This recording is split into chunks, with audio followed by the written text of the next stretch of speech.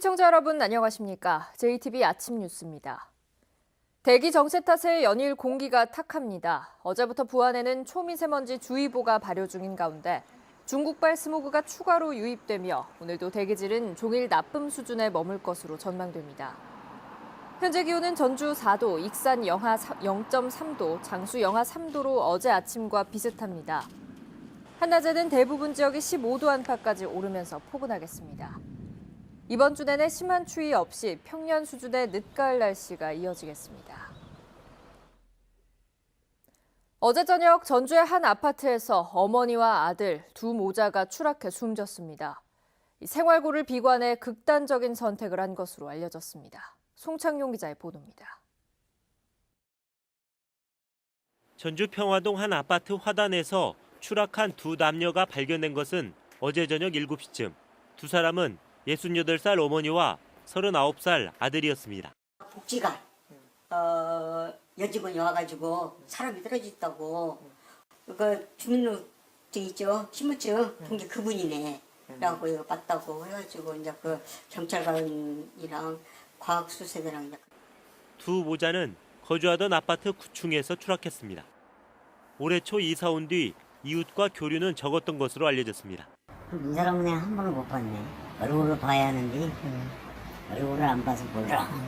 신고를 받고 현장에 도착한 구급대원이 이들을 곧바로 인근 병원으로 옮겼지만 이미 숨을 거둔 뒤였습니다. 현장에서는 생활고를 비관하는 내용을 적은 메모 형식의 유서가 발견됐습니다. 68살 어머니는 기초생활 수급자인 것으로 알려졌습니다. 두 분이 사셨어요, 두 분이. 어머니하고 아들하고. 일단 현장 자체가 다른 외력이 개입하는 흔적이 없어요. 그래서 떼어내는 흔적이 있으니까. 경찰은 주민과 유가족을 상대로 정확한 사건 경위를 조사하고 있습니다. JTB 뉴스 송창용입니다. 지방의원에게는 많은 권한이 있습니다. 영향력을 행사할 수 있기 때문에 관련 직종은 겸직할 수 없도록 돼 있는데요.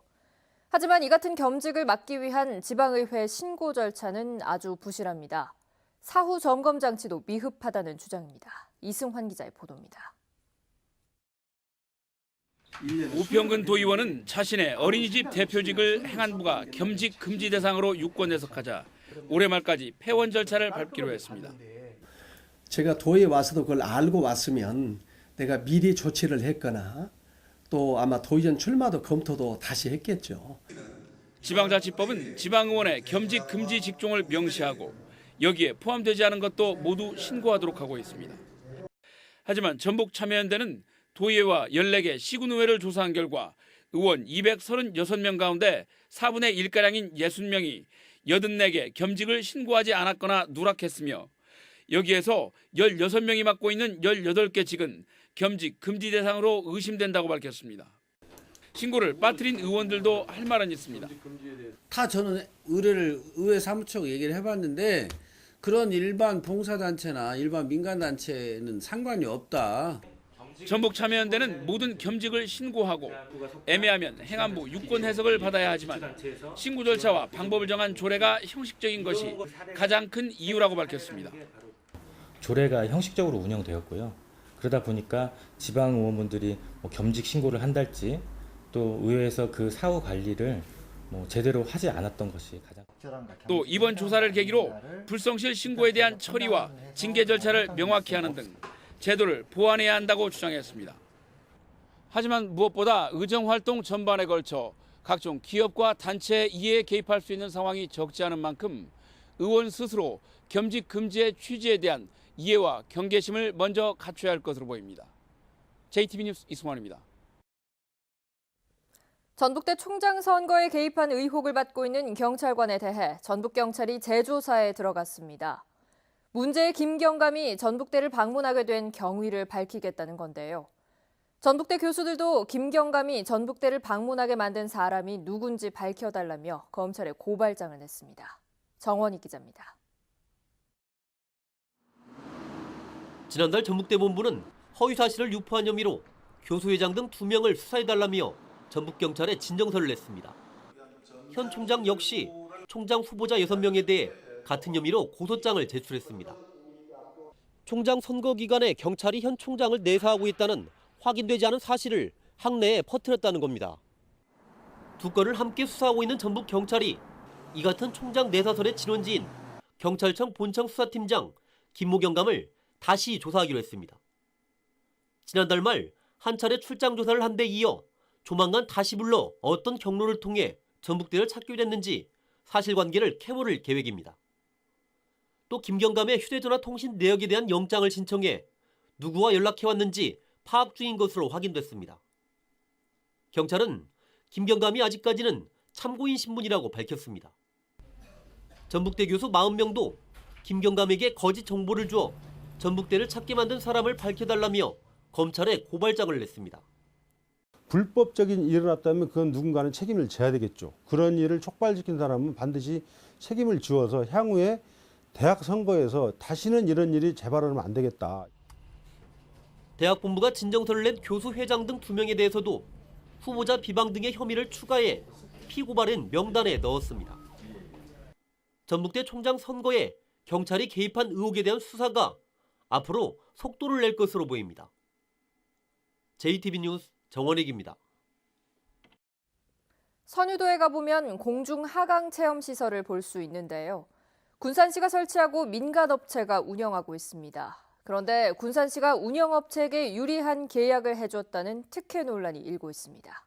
김진형 기자입니다. 군산시가 4년 전 47억 원을 들여 선유도에 설치한 공중 하강 체험 시설입니다. 군산시는 입찰을 통해 선정된 업체에게 매년 1억 2천만 원을 사용료로 받는 조건으로 이 시설의 운영권을 내줬습니다. 관광객이 늘면서 운영 3년 만에 매출이 10억 원을 훌쩍 넘게 됐습니다. 지난 7월에는 계약이 만료돼 군산시는 계약 기간을 2년 연장하고 사용료를 1억 6천만 원으로 늘렸습니다. 군산시의회는 재계약이 운영업체에 유리하도록 체결됐다며 특혜 의혹을 제기하고 있습니다. 고군산 군도 연결도로 개통으로 관광객이 급증하지만 사용료가 매출의 10%가량에 불과할 정도로 턱없이 낮는 등 재계약 조건이 3년 전과 차이가 없다는 겁니다. 또 업체의 몫인 전망대 설치 공사 비용도 군산시가 부담해 사용료로 받은 3억 5천만 원이 고스란히 사용돼 남은 게 없다는 지적입니다. 군산시 의회는 공유재산인 공중 하강 체험 시설을 의회 동의가 필요 없는 사용 수익 방식으로 계약해 의회의 감시를 피한 것은 아닌지 의심하고 있습니다. 한 47억 정도가 들어간 예산이 사업이기 때문에 의회의 동의를 받아서 위탁을 해야 되는 사업임에도 불구하고 시에서 이것을 사용 수익 허가로 한 것은 문제가 있다고 봅니다. 군산시는 절차에 따라 계약했을 뿐 특혜는 없었다는 설명입니다.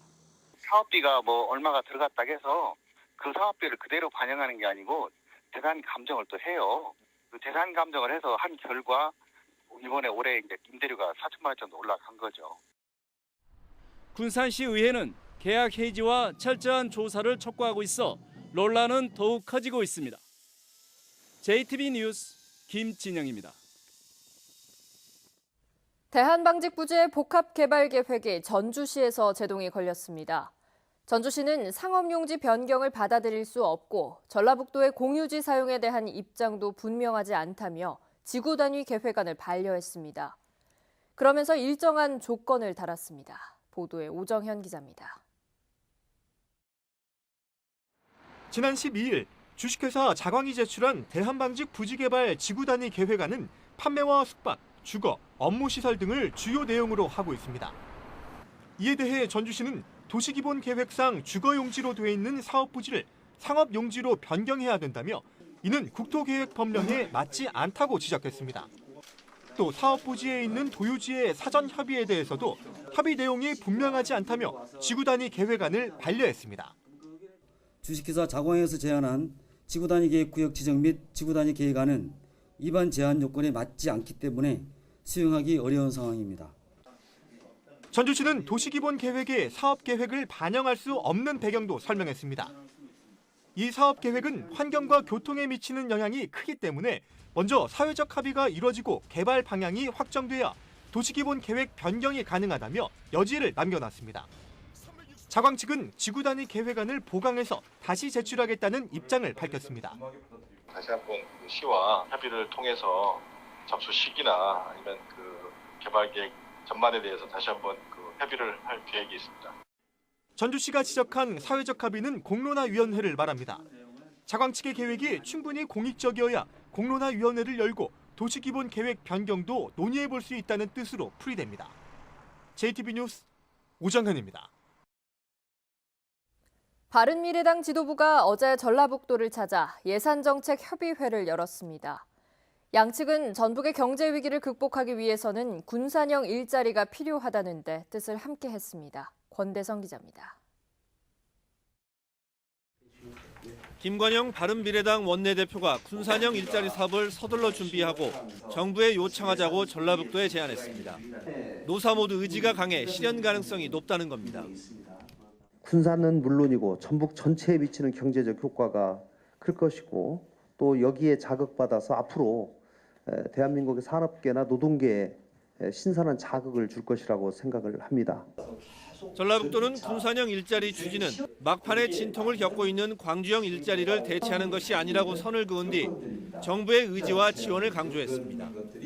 지방에서도 나름의 구상을 하고 어떤 형태로든지 궁리를 합니다만 역시 중앙에서 그 부분에 대해서 의지를 가지고 힘을 부여해 줄 때 저희들은 군산형 일자리도 성공한다 이렇게 보거든요. 바른미래당은 예산국회에서 전북 예산을 확보하는데 바른미래당의 역할과 자신감도 내비쳤습니다. 바른미래당이 국회의원 숫자는 작지만 강한 정당입니다. 정운천 의원은 전북에서 여야를 통틀어 유일한 예결소위 의원으로 국가예산 7조 원 시대를 열겠다고 말했습니다. 정말로 30여 년 동안 우리 홀대받은 전북 예산을 이번에 확고히 제대로 만들어 나가는데 모든 노력을 다하겠습니다. 새만금 재생에너지 사업을 두고는 손학규 대표가 논란과 논쟁이 있다고 말했지만 김관영 원내대표는 복합단지가 조성되면 전북 경제에 도움이 될 거라고 밝혔습니다. JTB 뉴스 권대성입니다. 감사원이 도립공원 내 불법 행위 단속 업무를 맡은 김제시 공무원 A씨가 불법 건축 행위를 저질렀다면서 정직 처분하라고 김제시에 요구했습니다. 감사원은 A씨가 도립공원 내 불법 건축물을 배우자 명의로 사들인 뒤 추가로 무허가 시설을 지었고 배우자 명의의 또 다른 땅 주변에 사방댐 사업도 추진해 부당 이득까지 얻었다고 설명했습니다. A씨는 감사원 조사에서 불법 행위가 없었다고 주장했지만 감사원은 비위 정도가 심하다면서 중징계를 요청했습니다. 군산의료원과 남원의료원이 올해 보건복지부의 공공병원 운영평가에서 4개 등급 가운데 두 번째인 B등급을 받았습니다. 이는 A등급을 받은 지난해보다 각각 한 단계씩 떨어진 것입니다. 지난 2015년에 개원한 진안의료원은 C등급을 받았습니다. 전북의 강과 저수지로 도래하는 겨울철새가 크게 늘고 있습니다. 환경부 국립생물자원관이 지난 16일부터 17일까지 조사한 결과 금강호와 만경강 하류, 고창 독림저수지 등 전북의 7개 강과 저수지에는 모두 4만 9천여 마리의 겨울철새가 도래한 것으로 확인됐습니다. 이는 한 달 전 2만 8천여 마리에 비해 2배 가까이 늘어난 것입니다. 국립생물자원관은 AI를 예방하기 위해 철새도래지 방문을 자제할 것을 당부했습니다. 이동국이 내년 시즌에도 전북에서 뛰게 됐습니다. 전북 현대구단은 레전드 선수에 대한 존중의 의미를 더하기 위해 후임 감독 선임에 앞서 이동국과 1년 재계약을 맺었다고 밝혔습니다. 지난 2009년 전북에 입단한 이동국은 올 시즌 팀에서 가장 많은 13골을 기록했고 현재까지 503경기에 출전해 K리그 통산 최다 경기를 뛰고 있습니다. 제409차 민방위의 날 화재 대피 훈련이 오늘 오후 2시 14개 시군 전역에서 실시됩니다. 이번 훈련에는 전라북도와 14개 시군, 그리고 학교와 어린이집 등 2,400여 곳이 참여해 완광기 사용법 등을 교육합니다. 또 소방서와 119 안전센터 등 15곳에서 소방차 길터주기 훈련이 이뤄집니다. 오늘 새벽 3시쯤 완주군 소양면의 한 주택에서 불이 났습니다. 불은 40분 만에 꺼졌지만 집안에 있던 66살 이모 씨가 온몸에 2도 화상을 입고 인근 병원으로 옮겨졌고 집안 내부 대부분이 다 소방서출산 2,500만 원의 재산 피해가 났습니다. 경찰과 소방당국은 전기장판에서 불이 시작된 것으로 보고 정확한 화재 원인을 조사하고 있습니다.